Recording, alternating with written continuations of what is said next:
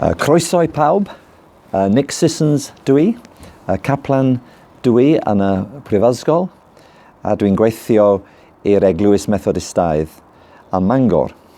Welcome everyone, my name is Nick Sissons, I'm a chaplain at the university and I work in the Methodist Church in Bangor.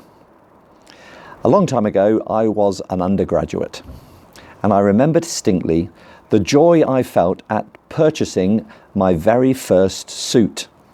As I recall, it was blue with rather wide pinstripes. I used to wear it to chapel in my college. And it was in chapel one day in my new suit that something terrible happened. I spilt candle wax all down the front of my suit. The reason I was holding a candle in chapel was because it was the feast day of the college, which fell on February the 2nd each year, which in the church is the feast of Candlemas. And as the name suggests, it involves lighting candles and all the attendant problems that go with that. And here today I've lit a candle, which you might just see flickering.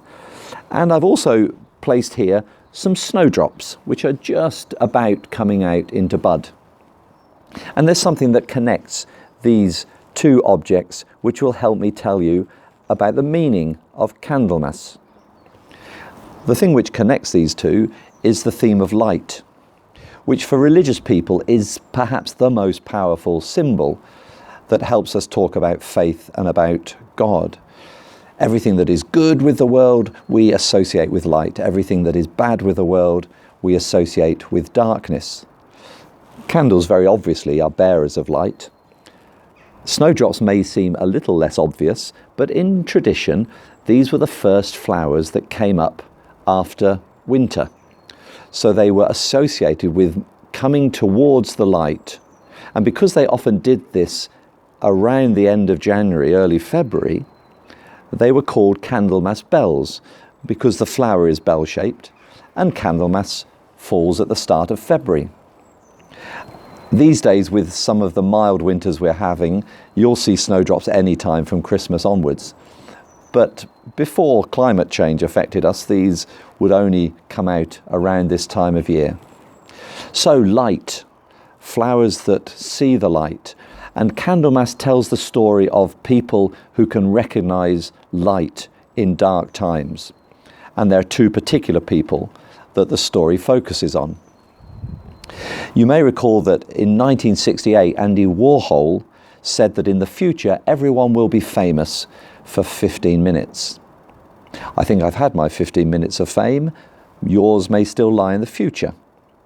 But I notice that in the Bible, there are characters who appear and then disappear with frequent regularity so that we don't know anything about them before they come centre stage, they do something, and then they disappear and are never named again.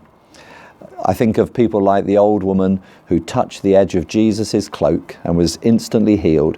We don't know who she was. We know nothing else about her. Famous for 15 minutes. But we do know the name of the two people at the heart of the Candlemas story. The man was called Simeon and the woman was called Anna. And from their brief appearance in Luke's Gospel, we understand that they were both quite elderly and they spent most of their lives in and around the temple in Jerusalem. And so it was that they were on the spot the day when a poor family from up north brought in their newborn baby boy to be presented to God, which was one of the ceremonies that a good Jewish family would undergo. The father was an older man, a carpenter by trade called Joseph, and his wife a young girl called Mary. And the baby, as I'm guessing you already know, was Jesus. And we're told that at that moment when they brought Jesus into the temple, both independently, Simeon and Anna stepped forward and recognized and said so that this child was no ordinary child, but that somehow all the hopes of their people, and indeed all the hopes of the world, were embodied in the future of this baby. They, in other words, saw the light. And so there's a couple of things I want us to ponder. First of all, do you know people like that? Do you know people who have that gift of recognizing the light, of keeping hope alive in dark times, of harboring dreams that the world can still be a place where peace and justice and love flourish? Do you know people like that? They may be on the fringes of your life, patiently waiting. But we need people like this because sometimes they're the only people who can recognize the light in the world and the light in us.